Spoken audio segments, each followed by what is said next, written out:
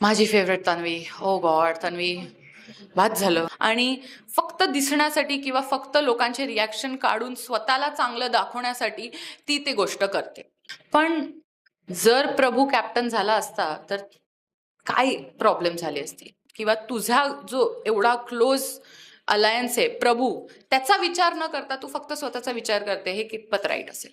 शब्दावरती न टिकणं हे ऍक्च्युली सुरुवातच त्याच्याकडनं झालेली, पण पूर्ण टास्कमध्ये तिने फक्त स्वतःचा फायदा बघितला. जर ह्याला असा गेम खेळायचा आहे तर मी त्याला दाखवते ऍक्च्युअल पलटू गेम कसा असतो. बरं, संस्कृती शब्द दिल्यावरती तू पाळला नाहीस असं सुद्धा बोललं गेलंय, कारण तुझ्या गळ्यामध्ये प्रभूची पाटी होती आणि प्रभूने म्हणजे तू सांगितल्यानंतर रेवाला सुद्धा नॉमिनेट केलं होतं. त्याच्यानंतर तू प्रभूला नॉमिनेट केलंस. का शब्दावरती का टिकली नाही संस्कृती? शब्दावरती न टिकणं हे ऍक्च्युली सुरुवातच त्याच्याकडनं झालेली, पण ती गोष्ट तशी दिसली नाही आणि त्या गोष्टीच्या बद्दल माझं काही मत नाहीये. ऑफकोर्स मला प्रभू सोबत इंडिव्हिज्युअली किंवा पर्सनली काही प्रॉब्लेम नव्हतं, पण त्या टास्कमध्ये निकषच होता वीक कंटेस्टंट म्हणून.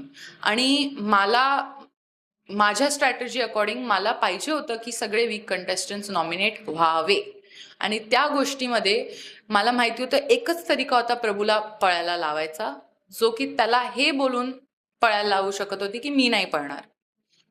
त्याच्या आधी सुद्धा त्यांनी 2 वेळा स्वतःचाच शब्द पाळला नव्हता. त्यांनी मला म्हटलेलं की मी पळीन मी पळीन मी पळीन, तू नको पळूस, तरीही त्यांनी ती गोष्ट नाही केलेली. तर माझ्या डोक्यात असं झालेलं, जर ह्याला असा गेम खेळायचा आहे तर मी त्याला दाखवते ऍक्च्युअल पलटू गेम कसा असतो, आणि तेच मी केलं. बरं, मिरची उचलायच्या टास्कमध्ये मध्ये तू तन्वीकडे गेली होतीस आणि तन्वीने तुला तोंडावरती सांगितलं होतं की मी तुला सपोर्ट नाही करणार आहे. कारण ते अपेक्षितच होतं, कारण ती प्रभूला सपोर्ट करणार होती हे.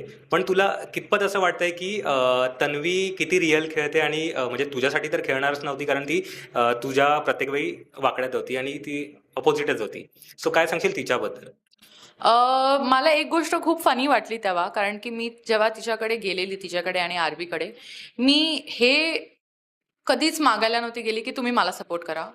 मी त्यांना विचारलेलंच ते होतं की तुम्हाला कोण रेसमध्ये नको आहे.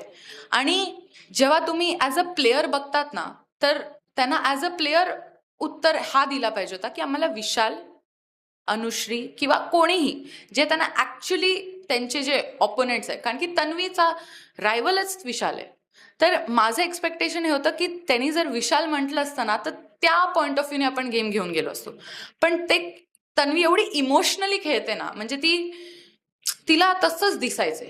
तिला दिसायचंच तसं आहे की मी खूप तोंडावरती बोलते आणि हे बोलते ते बोलते, पण त्या पॉइंट ऑफ व्ह्यूनी ती हे नाही विचार करत की कुठे ना कुठे जर मी प्रभूच्या साठी पण खेळू शकली असती आणि मी विशालला पण आउट केलं असतं आणि कुठे ना कुठे प्रभू पण होऊ शकला असता, हा तिने फायदा नाही बघितला. पूर्ण टास्कमध्ये तिने फक्त स्वतःचा फायदा बघितला. ज्या टाइमवरती ती विशालसोबत डील सुद्धा करू शकली असती की प्रभूला कॅप्टन बनव, तिने तेही नाही केलं. तर ती एक सेल्फिश प्लेयर आहे. आणि जे पण ती म्हणते की प्रभूला मला पुढे ठेवायचं, तर त्या पॉइंटला ती प्रभूला पुढे का नाही ठेवू शकली? मी कधीच मला सपोर्ट कर असं तर नाही म्हटलेलं ना. तिला जे ऍक्च्युअली म्हणायचं होतं, त्या मनाने तिने जे एकदम कूल दिसणार ती हे बोलून की अरे मी बघ हिला तोंडावरती इन्सल्ट केलं, अँड आय वॉज लाईक, गरज काय आहे? मी तोंडावरती तुझ्या इन्सल्ट करायला लागलीस का तुला खूपच जास्त वाईट वाटतं? पण तेच गोष्ट जेव्हा तू समोर ना करते, आणि मला तेव्हा तिला रिॲक्शन द्यायची नव्हती, तर मी जेन्युइनली तिकडनं निघून गेलेली, कारण की टास्क जास्त इम्पॉर्टंट होता हिला रिॲक्शन देण्यापेक्षा. आणि हे ती सतत करतच होती. तिला माझं रिॲक्शन काढून घ्यायचं होता म्हणून ती भरपूर हवेत चाललेल्या गोष्टी स्वतःवरती ओढून घ्यायची. आणि संस्कृतीने मला असं म्हटलं, संस्कृतीने मला तसं म्हटलं, जेव्हा संस्कृती तुझ्याशी बोलतही नाहीये, ती दुसऱ्या माणसाशी बोलते. आणि ते करणंच तिचं एक कुठे ना कुठे तिने विचार केलेला की मी तिला टार्गेट करणार आहे, आणि तोच तिचा गेम होता. तर कितपत ते राईट आहे किंवा रॉंग आहे हे तर आपण सगळेच डिसाईड करणार. मला तर ते कुठेही राईट नव्हतं वाटलेलं की मी जेव्हा एका गेम पॉइंट ऑफ व्ह्यूने किंवा एका प्लेअर पॉइंट ऑफ व्ह्यूने तुझ्याकडे येते, तर तू तुझ्या टीम किंवा तुझा जो एवढा क्लोज अलायन्स आहे प्रभू, त्याचा विचार न करता तू फक्त स्वतःचा विचार करते, हे कितपत राईट असेल? बरं, तू सुद्धा बोलली होतीस की तीर जातोय तू स्वतःकडे ओढून घेतेस, ते खरं आहे का? खरंच ते खरं आहे. तन्वीबद्दल तर 100% खरं आहे. आणि ती गेम खूप स्ट्रॉंग ठेवते, पण तिच्या खूप गोष्टी असतात जे ती स्वतःवरती ओढून घेते. हे आपण माझ्या गेममध्ये एंटर होण्याच्या आधी पण बघितलेलं आहे आणि आत्ताही आपण बघूच. ही गोष्ट जर तिने इम्प्रूव्ह नाही केली ना, तर ती खूपच पुढे जाईल. पण ती एक गोष्ट सगळ्यांच्या मनात नेहमीच असणार, की ही गोष्टी ओढून घेते आणि फक्त दिसण्यासाठी किंवा फक्त लोकांचे रिॲक्शन काढून स्वतःला चांगलं दाखवण्यासाठी ती ते गोष्ट करते. बरं, दीपाली आणि राकेशबद्दल काय सांगशील? तू घरात राहून आलेली आहेस, सो त्यांचा स्वभाव तुला कळलाच असेल. दीपाली ताई मला खूप आवडते. त्यांचा गेम सुद्धा एक आपण बघितलेला आहे.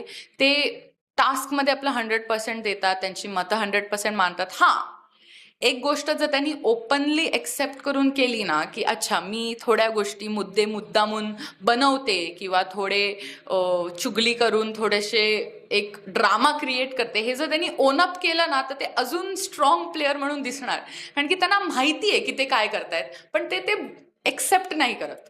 तर त्या पॉइंट ऑफ व्ह्यूनी मला असं वाटतं की दीपाली ताईंना ते केलं पाहिजे आणि आरबी अजून फोरफ्रंटवरती येऊन खेळू शकतो. मला ह्युमन्स आणि मला इन्सान म्हणून दोघंच आवडतात, पण ॲज अ प्लेयर त्यांना ह्या गोष्टी इम्प्रूव्ह केल्या पाहिजेत. बरं संस्कृती, मी काही नावं घेतो, तू त्यांना काय सल्ले देशील ते तुला सांगायचंय. ओके, सागर. सागर दादांना मी हेच म्हणेन की हिंमत तुमची अजून ठेवा, एनर्जी अजून अप ठेवा आणि गिव्ह अप हे ऑप्शन नका ठेवू. विशाल. विशाल, तू हिरो बनण्यासाठी गेम नको खेळूस, तू विलन ओन अप करून गेम खेळ. प्रभू. प्रभू, अजून स्ट्रॉंग स्टँड पॉइंट ठेव, स्वतःसाठी खेळ, लोकांवरती डिपेंड नको होऊस. संकेत. संकेत, निघ इन्फ्लुएन्स पेक्षा स्वतःचा जो तुझा एक स्ट्रॉंग स्टँड पॉइंट होता तिकडे परत येऊन उभा राहा आणि फक्त स्वतःच्याबद्दल विचार कर. रेवा. रेवा, अगेन सेम, ग्रुपमध्ये राहणंच सगळं नाही आहे. स्वतःचे मुद्दे मांडणं, स्वतःचे स्टँड पॉइंट्स ठेवणं हे खूप इम्पॉर्टंट आहे. अनुश्री. अनुश्री, उगाच